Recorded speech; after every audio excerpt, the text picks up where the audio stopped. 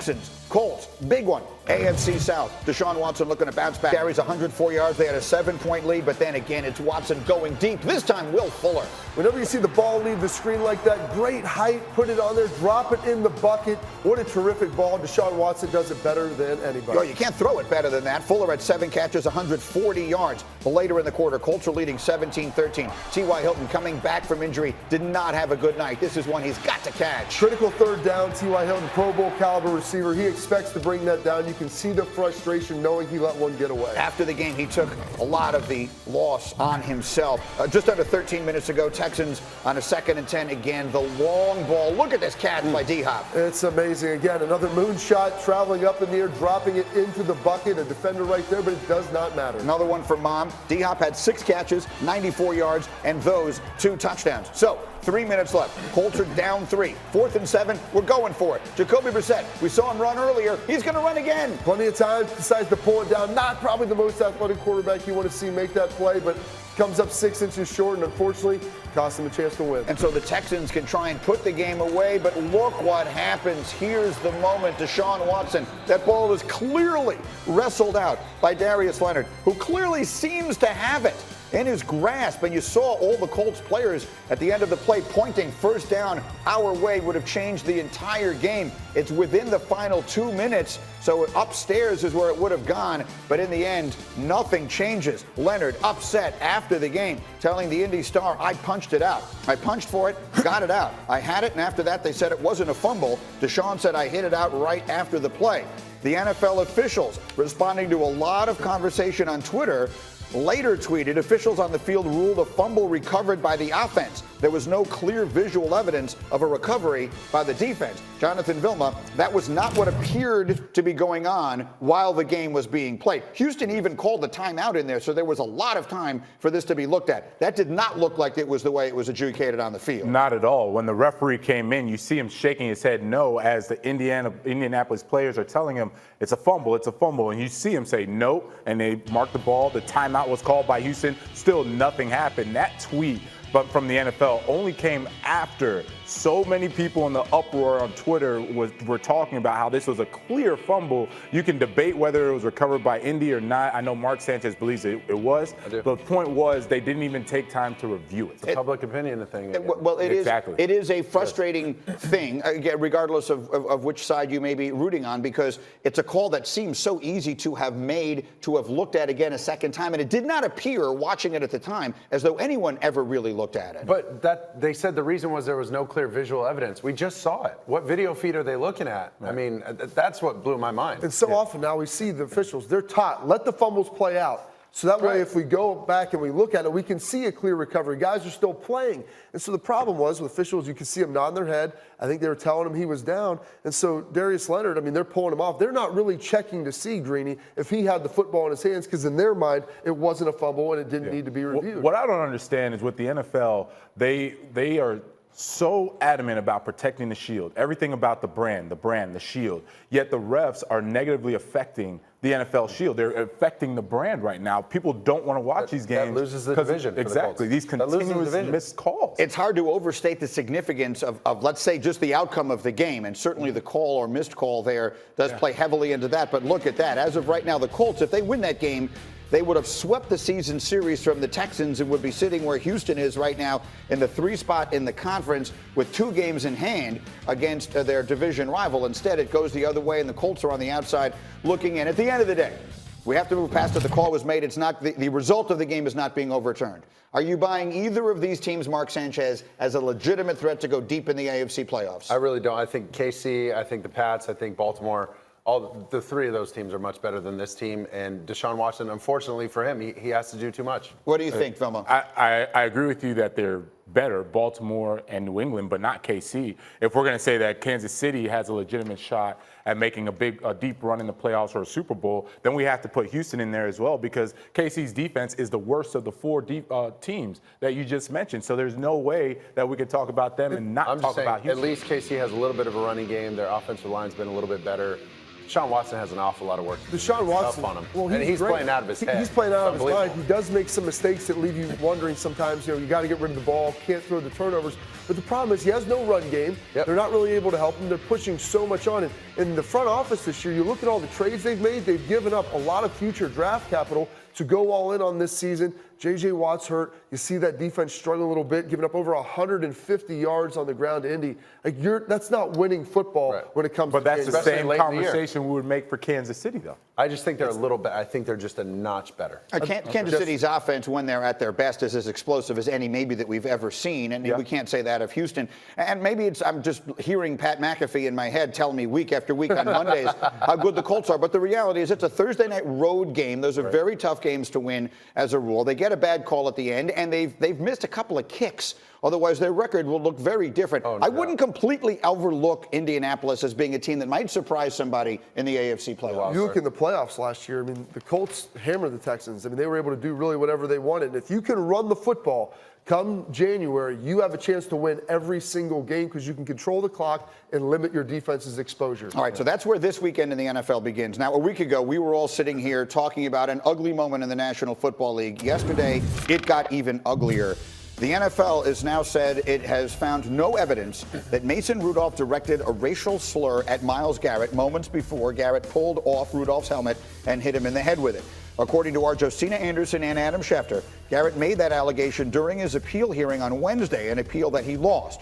Through his attorney, Rudolph has denied the accusation. Here's what the lawyers said. This is a lie. This false allegation was never asserted by Garrett in the aftermath of the game. It was never suggested prior to the hearing and conspicuously absent in the apology published by the Browns and adopted by Garrett. Adam Schefter with more on how the league handled this. All right, Greeny, let's take you inside that meeting on Wednesday when Myles Garrett told the appeals officer, James Thrash, that he was accusing Mason Rudolph of hurling a racial slur at him before the brawl broke out last Thursday night. Once James Thrash heard that evidence, he looked it over, turned it over to the NFL. The NFL went over the officials' reports from that night. It went over the audio that it had from the on-field exchanges that night. It looked at all the interviews that were done after that game and then again the next day. And the NFL concluded that it could find no evidence to support Myles Garrett's claim that Mason Rudolph used that racial slur at him. Saying that, there are still people within the Browns organization that believe that it did happen. There are people in the Steelers organization that insist it didn't happen. And now you are left to figure out what's right and what's wrong in a classic case of he said and he said. Myles Garrett posted this on Twitter last night. I was assured that the hearing was space that afforded the opportunity to speak openly and honestly about the incident that led to my suspension.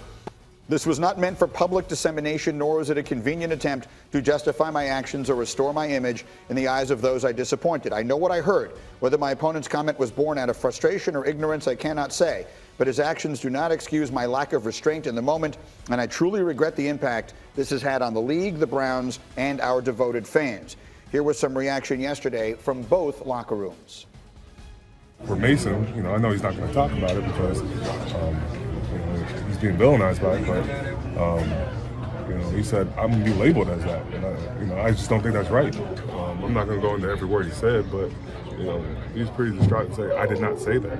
And I think we knew that using that as an excuse is not right. Since I met Myles, he's a very straightforward, honest person. He is what he appears to be. So I just don't see Myles as someone who would lie or do anything like that. So the appeals process is now over. Here's where we stand on the punishments. Garrett's indefinite suspension was upheld, so he will have to apply for reinstatement during the offseason. Marquise Pouncey's suspension for punching and kicking Garrett was reduced from 3 games to 2 games. Browns defensive tackle Larry Ogunjobi, his 1-game suspension for shoving Rudolph in the back was also upheld. So a bad situation getting much, much worse yesterday. Let's everyone just sort of a thought on what we saw and heard there. Vilma, I'll hear you first. I mean, it's bigger than football. If Mason Rudolph did say a racial slur, then it's bigger than just the on-field and what happened. You know, there was a time last week we were talking about criminal actions because it was bigger than football when he hit Mason Rudolph. Myles Garrett hit Mason Rudolph with the helmet. So if it were me and a racial slur was uttered towards me, I would have made sure that everybody knows what happened. I would have been very aggressive right away. If I'm Myles Garrett, I would have told everyone from the moment I had a camera, a mic on me, I would have said exactly what happened. I would have never deterred from that, and everybody would have known that the NFL needs to handle this much bigger issue than what happened on the field when we have racial slurs being issued or being said on the field.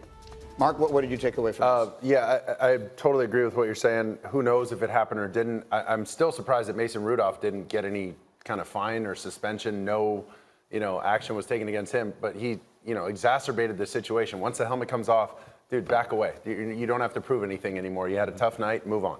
And what do you think, Bob? Well, as you look at this, you look at the two appeals officers, James Thrash, Derek Brooks, both of these guys looked into everything. Only one person's suspension was reduced, Marquise Pouncey, which would lead you to believe that they thought his actions were probably a little more justified and not as severe. They looked into this, they researched it. I'm sure if there was something said, or at least that they heard something said, they would have probably adjudicated this a little bit differently. Right. Look, to me, as I listened to all of that and followed it yesterday, there are only two possibilities here, and they're both terrible. One of them is Mason Rudolph said something terrible on a football field to another human being. The other possibility is that Myles Garrett is lying about that. I can't figure out a third option here. I guess it is not inconceivable that there was a misunderstanding in what was said and what was heard, but the likeliest outcome here is that one of those two guys is not telling the truth. Either way, it's terrible. And so that's why I began the conversation by saying an ugly incident got much, much worse yesterday. I don't know either that there is anywhere for it to go from here. No. Shefty, I think, said it right? There's one side of the story, there's the other side of the story, and I guess you choose whom you believe. There's really nothing else you can do. There really isn't anything you can do. What I would hope for next time, if a situation like this were to happen again, be very vocal about it. And the first thing I think of is the Me Too movement, right? It was held quiet for so long, and all of a sudden you had this big wave, and it needed to come out. It was healthy for America for it to come out. And I'm not saying this is at any level of the Me Too movement. I'm just saying that if it did happen, it needs to be brought to light so it can be addressed. To be clear, there's no place for that. You're saying that if there was a racial slur on the field, I guess it makes me want to ask, did you ever hear that? And how many years did you play in the NFL? 10 years. Did you ever hear anything like that? Not one time. On the playing field? I never heard that either. Not even in practice. Because if something like that is said, a very fine line. That you want to talk about, a tinderbox and an explosive environment. I mean, that is a fight waiting to happen. Yeah. And so, like, if Myles Garrett, not that it would have justified it, and I think he said that in his statement, but you come out right away and say, I acted inappropriately, but this is what got me to that point. Exactly. Right. All right, we'll see if any further information comes. Of course, we will. In the meantime, let's go back on the field if we can, because we have a great weekend in front of us in the NFL, and that includes the 49ers hosting the Packers on Sunday night. These teams are a combined 17-3, the best combined record in any game between these two teams who are long-standing rivals. Seahawks traveling to face the Eagles on Sunday. Huge game. Russell Wilson 3-0 against Philly in his career. He's never thrown a pick in 99 attempts against the Eagles. And the Cowboys face the Patriots in the first meeting between Prescott and Brady. Brady has had his success against starting quarterbacks from the 2016 draft class. He's 4-0 against them, including the playoffs over the course of time. And for more on this, which figures to be one of the really great matchups of the NFL season, there's Mike Reese, our Patriots reporter, who joins us live from Foxborough. And Mike, a lot has been made over Tom Brady's tone in talking about the offense over the past week. What has been the mood inside that locker room?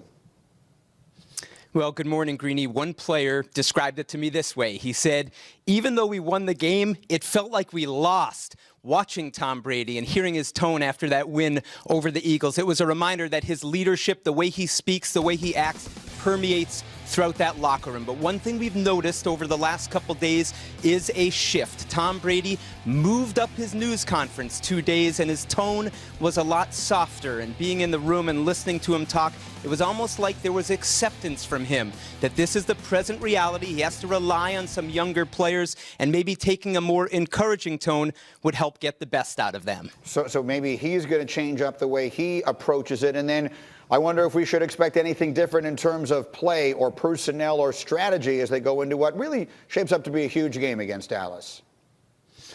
Well, Greeny, let me take you in the locker room yesterday. A quick story. I'm talking with the punter, Jake Bailey, and one of the defensive players walks by and says, hey, There's your MVP right there. Well, the change is they don't want their punter to be their MVP anymore. How do they do that? They're talking about wanting to run the ball. They're averaging 3.3 yards per carry, one of the worst marks in the league. Remember last year, Greeny, they sort of turned it on with the running game en route to the Super Bowl. They're going to try to do that again this year. Getting their left tackle, Isaiah Winback, will help. He's been on injured reserve, expected to play. And keep an eye on receiver Mohamed Sanu. He's been out of practice the last 2 days with an ankle injury, I'm told. He's going to try to practice today and see how it responds. All right, Mike Reese, well done. Good to hear from you. Thank you very much, and we'll see you next week. So let me bring it to the table here, because that was a huge game last week that the Patriots find a way to win. And no one finds a way better than they do. And I made some comments earlier this week that the sky is falling all over New England about a team that's 9-1. That said, the offense obviously has not been clicking, and I know, John, you have some tape. Yeah, it's definitely the communication issues right now with Tom Brady and these young wide receivers, and then, frankly, surprisingly, with him and Edelman as well. And, you know, I see where the frustration comes because there's plays to be had, and we wouldn't talk about Brady being old or being average. And you watch this play right here. This is a simple pass combination that Brady and Edelman have done so many times. As soon as Edelman beats his guy, you know the saying, you're even, you're leaving, turn around. He turned around a little too late. Brady was already throwing the ball, and that's why he couldn't adjust to it. Then the undrafted rookie right here, Jacoby Myers. We're going to run a smash concept right here. Tom Brady sees the bottom corner already hug up on the number one receiver. Myers should be down out over there in the open space by the sideline. He shouldn't be running back inside for the smash concept. And that's the frustration Brady's talking about, because these are 20-yard gains that would make the offense look much more efficient. That play, Tony Romo was all over that play on the telecast of that game right there as well. He was saying that, I think it was supposed to be the comment he made was Jacoby Myers is nowhere. Like, he's in a place that no one should ever be. He was dead wrong. He was running into defenders. Like, they teach receivers, run away from the defensive backs. Don't run to be covered. So, Sanchez, assuming that I'm not losing you here. Sorry. I can hear the coughing. But we were talking in the meeting earlier because there's been some question about whether some of this we're seeing is Brady not looking like himself, and a lot of it is just the weapons that he doesn't have. And you were making the point, he's making the right reads, and he's not getting the help he needs. No doubt. He doesn't have the help he needs. It's a communication issue. It's a chemistry issue, and all that stuff takes time. They just don't have enough time to get this right. They got to get it right fast. I mean, we're talking overnight. Well, it's not then a mystery why this team wanted Antonio Brown at the beginning of this season. And there's been some conversation about whether they would be willing to kick the tires on bringing him back again. And Josh Gordon. They got rid of Josh Gordon. Yeah. So they need a splash receiver. They need somebody big to take the pressure off of Edelman and help these young guys. But part of it is, it's not just the offense isn't performing. This defense, which looked unbelievable to start the season, like, they've been bad against the run here since about week 4 on. They've given up 300-yard rushers here in about the last 6 weeks, and so they haven't been able to get the ball back quite as readily as they were early in the season. So not only do they have problems on offense, but they also have some issues on defense when they're giving up 100-yard rushers left and right. When we talk about receivers, what the Patriots really need is a tight end. Remember, That's been Tom Brady the difference always too. had a really, really good tight end, from Ben Watson years to Gronk years, even Aaron Hernandez when he was there. That's the outlet. That's who Brady is missing. Okay, right now. I'm going to have to do it again. I mean, here we are. You're gonna bury him? The Bury him. defense is terrible. The offense is terrible. They're 9-1. I mean, what conversation are we having here? They're 9-1. Well, you started it. They have the best record in the NFL. Here's the problem: is we base the Patriots not off being 9-1. It's can they win the Super Bowl? That is the threshold, the high water mark that they have set for themselves. You want to bet against them? We're going to get Sanchez to a hospital. We'll take a short time out here. Dude. We're coming back on Get Up with Deshaun Watson. He was perfect throwing the deep ball last night. But our Mark Sanchez, assuming he survives the break, will tell you something that's holding Watson back from being a top quarterback. You'll hear what that is. And we know what's been holding Patrick Mahomes and the Chiefs back this year. Are they Super Bowl contenders or pretenders with that defense? The answer's next. Get Up on ESPN.